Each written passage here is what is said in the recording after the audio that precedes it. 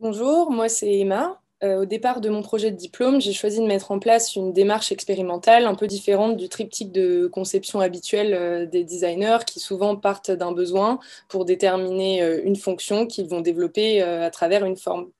Et donc moi, ce que j'ai cherché à mettre en place, c'est partir de la recherche d'émanations sonores pour guider mes choix vers des matériaux et des formes propices à ces émanations, et enfin en déduire certaines gestuelles et certains usages potentiels.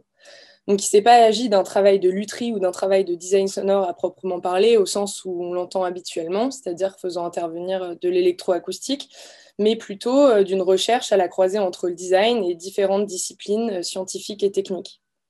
J'ai réalisé de nombreuses expérimentations de textures et de formes sur des matériaux comme le bois, la céramique et le métal, jusqu'à atteindre des formes aux propriétés acoustiques qui me semblaient intéressantes.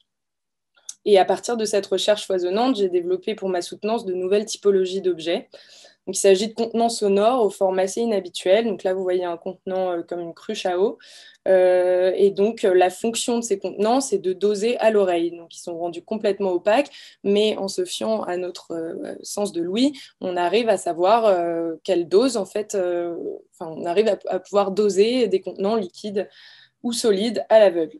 Et donc leur forme assez atypique, assez contenante, découle justement de cette démarche assez inhabituelle qui part du son pour arriver à la forme. Donc par ce projet, ce que j'ai souhaité finalement faire, c'est réinterroger notre rapport aux objets qui est souvent très visuel et utilitariste et en proposer un nouveau qui soit basé sur l'ouïe et donc qui se tende vers une culture d'écoute des objets. Voilà.